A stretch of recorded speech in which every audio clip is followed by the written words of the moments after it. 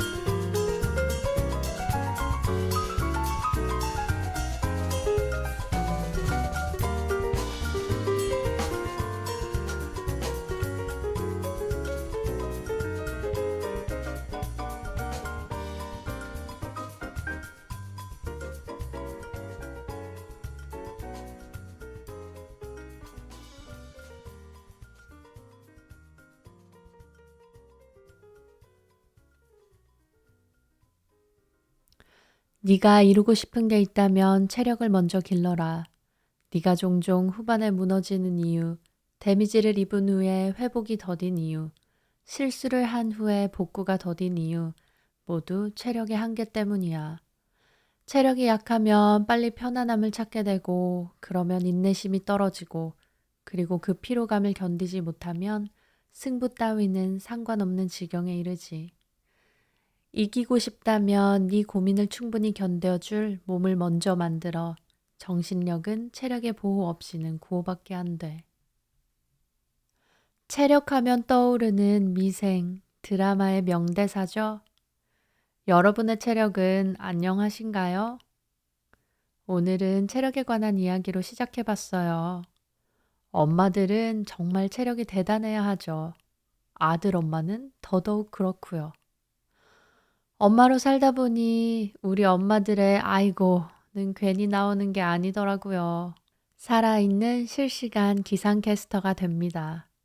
정말 슬프지만 관절마다 기압 센서가 달린 것 같아요. 그런데 오늘 말씀 가운데서 아주 건강하고 체력이 튼튼한 한 여자를 만나봅니다. 창세기 24장 10절에서 20절 말씀입니다.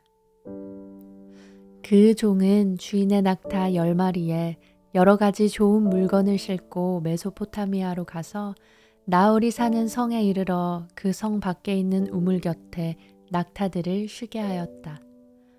때는 여자들이 물을 기르러 오는 저녁 무렵이었다. 거기서 그는 이렇게 기도하였다. 우리 주인 아브라함의 하나님 여호와여, 내가 맡은 일을 성공적으로 수행할 수 있게 하셔서 나의 주인 아브라함에게 은혜를 베푸소서.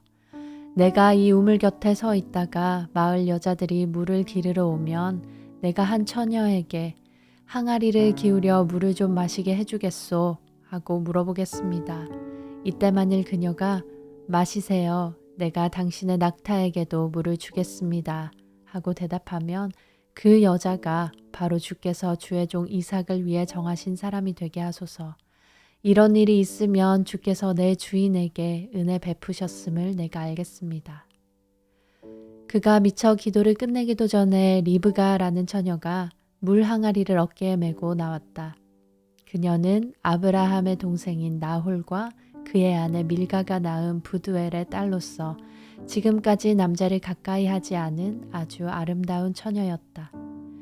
그녀가 우물로 내려가서 물 항아리에 물을 채워 가지고 올라오자 그 종은 달려가서 그녀를 만나 항아리에 물을 좀 주시겠소 하고 물었다. 그러자 그녀는 마시세요 하며 급히 물 항아리를 내려 마시게 하였다. 그가 물을 다 마셨을 때 그녀는 내가 물을 길어와 당신의 낙타들에게도 실컷 먹이겠습니다 하고 급히 항아리에 물을 구유에 붓고 다시 우물로 달려가서 물을 깃고 또 길어 모든 낙타들이 실컷 마실 때까지 그렇게 하였다.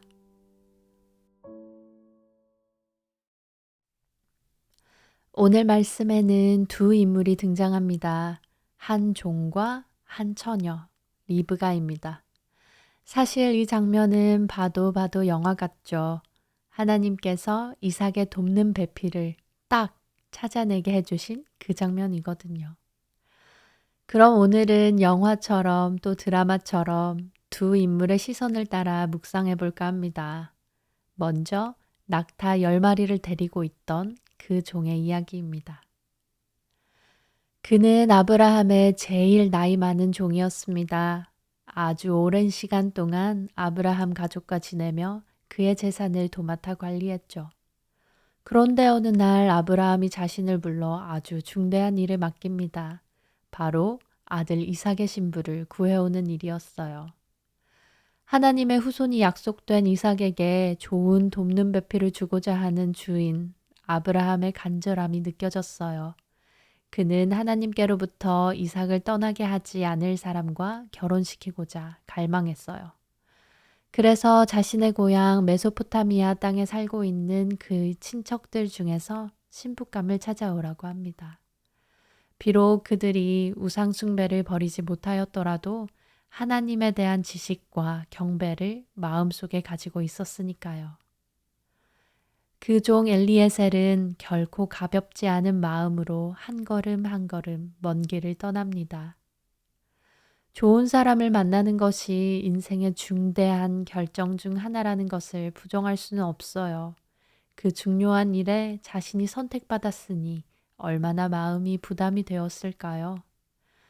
그러나 하나님께서 함께 하시리라고 하신 격려를 기억합니다. 성경 잠언에서도 좋은 아내는 여호와로부터 오는 선물이며 축복이라 했으니까요.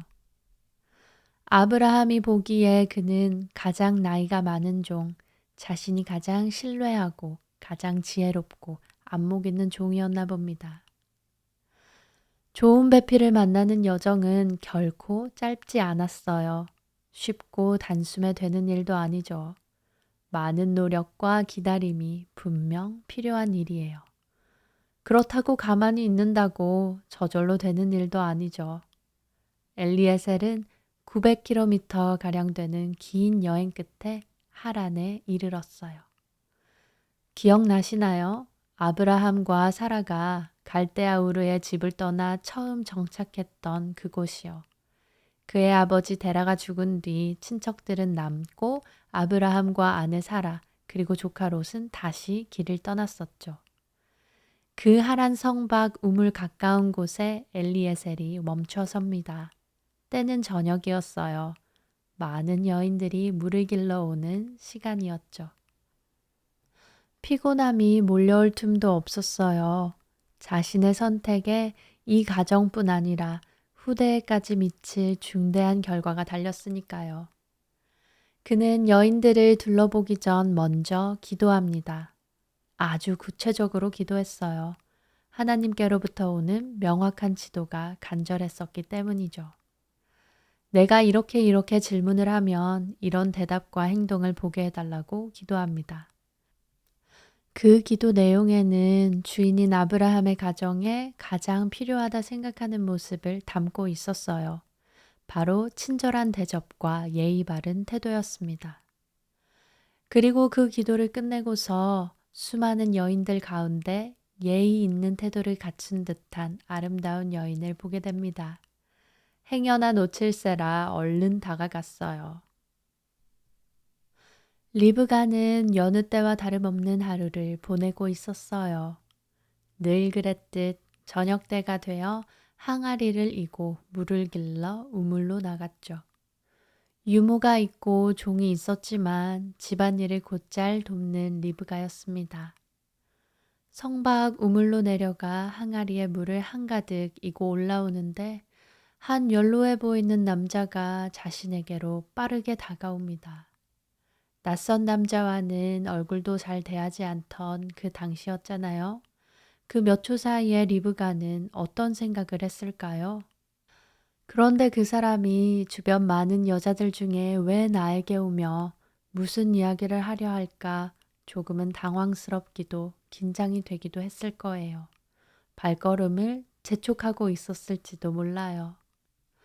그러나 그의 첫 마디는 항아리에 든 물을 좀 마실 수 있겠냐 묻는 거였어요. 얼마나 목이 말랐으면 나에게 달려왔나 싶었을까요? 리브가는 주저하지 않고 얼른 항아리를 내려 물을 마시게 합니다. 물을 벌컥벌컥 들이키는 사람 뒤로 낙타 10마리가 보였어요. 어휴, 저 낙타들도 오랜 여행 중에 얼마나 목이 말랐을까 싶었을까요? 리브가는 낙타들에게도 물을 먹여야겠다 생각합니다. 친절을 베풀기로 결심한 거죠.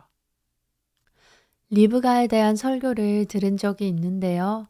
말씀에서도 그가 물을 깃고 올라왔다라고 되어 있잖아요. 그 당시 우물은 우리 옛날 우물처럼 도르래를 내려 물을 뜨는 우물이 아니라 계단을 한참 내려가서 물가에 다다르는 우물이었대요. 그러나 그녀는 10마리 모두가 실컷 마실 때까지 일합니다. 낙타는 한 번 물을 마시면 4일, 5일 동안 버틸 수 있고 한 번 물을 마실 때 70에서 100리터 정도 되는 물을 한 마리가 마신다고 하네요. 그렇다면 10마리 모두 실컷 마시게 하려면 도대체 몇 번을 오르락 내리락 했을까요? 건강한 신체에 건강한 정신이 깃든다 라는 말이 떠오르네요. 과연 나는 리브가처럼 예고 없이 불쑥 찾아오는 손님에게 저런 친절을 베풀 수 있을까 질문하게 됩니다. 요즘 육아를 하면서 체력의 중요성을 뼈저리게 느끼거든요. 벌써 낮잠도 점점 줄어드는 체력왕인 지은이가 아침에 눈을 뜨면서부터 뛰어다니기 시작해요. 낮잠을 스킵하면 체력 전환이 꺼지기 전까지 내리 12시간을 깨어 있어요. 그러면 엄마인 저는 12시간을 내리 쉼 없이 근무하게 되죠. 물론 사무실에 앉아서 일하는 것도 힘들지만 12시간을 쉼 없이 아이를 쫓아다니는 일도 엄청 피곤해요.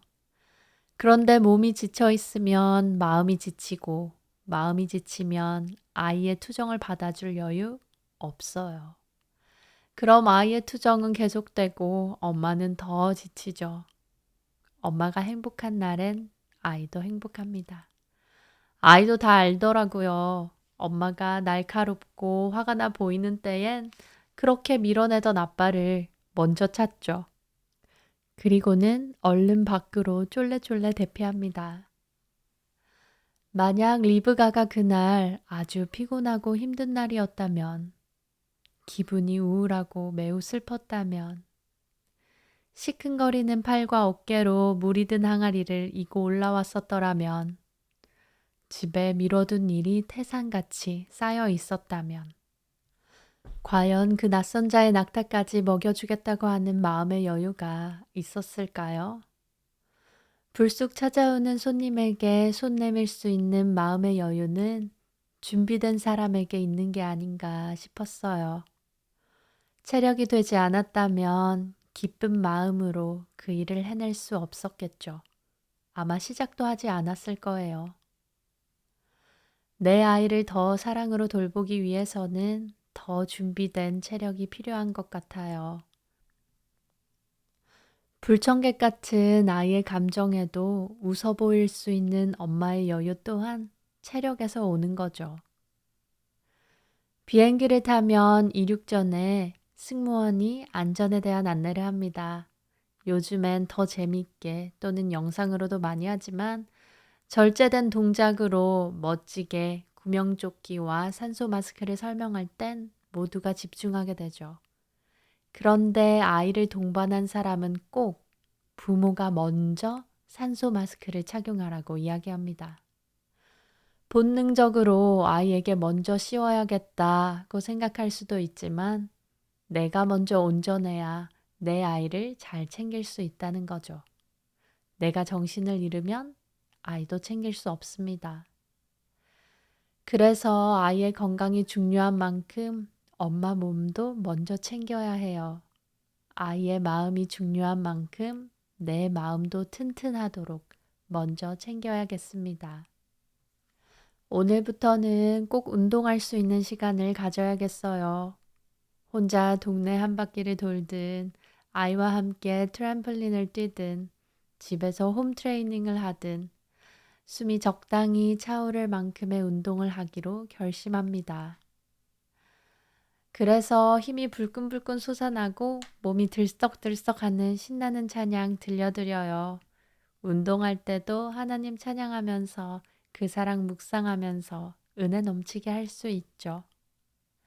엘리에셀이 리브가를 발견했을 때 이렇게 정말 뛸 듯이 기뻤지 않았을까 생각합니다. We Love가 찬양합니다. 주 나와 함께 하시니 들려드려요. 오늘은 여러분의 마음에 불쑥 찾아오는 일들을 여유롭게 받아들일 수 있는 힘이 있길 기도합니다. 찬양 높이 계신 주께 우리 맘을 열어 높여 모든 영광 돌리세. 주 사랑하는 자 다 주께 나와 높이세. 주를 내 영원해.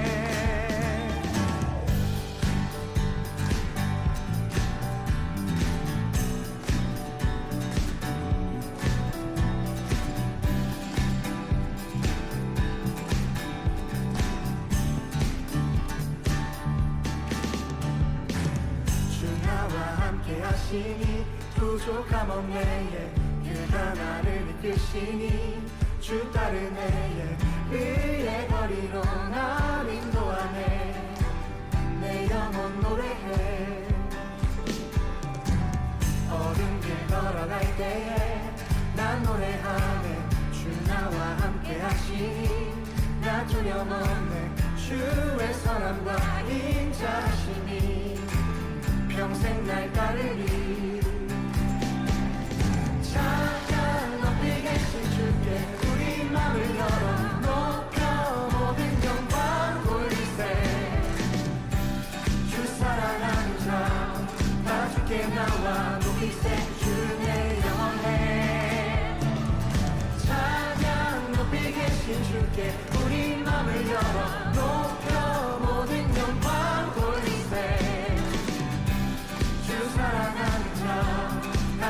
나와 녹이색 주를 내 영원해 주 나와 함께 하시니 부족함 없네 그가 나를 이끄시니 주 따르네 의의 거리로 날 인도하네 내 영혼 노래해 어둠 길 걸어갈 때에 나 노래하네 주 나와 함께 하시니 나 두려움 없네 주의 선함과 인자하심이 평생 날 따르리 찬양 높이 계신 주께 우리 맘을 열어 높여 모든 영광 돌리세 주 사랑하는 자나 주께 나와 녹이색 주를 내 영원해 찬양 높이 계신 주께 우리 맘을 열어 높여 모든 영광 돌리세 주 사랑하는 자나 주께 나와 녹이색 주를 내 영원해 찬양 높이 계신 주께 영광 우리 주 아버지 주의 나라 주의 영광 영원 영원히 찬양 높이 계신 주께 영광 우리 주 아버지 주의 나라 주의 영광 영원 영원히 찬양 높이 계신 주께 영광 우리 주 아버지 주의 나라 주의 영광 영원 영원히 찬양 높이 계신 주께 우리 맘을 열어 높여 모든 영광 주 사랑하는 자나 주께 나와 녹이색 주를 내 영원해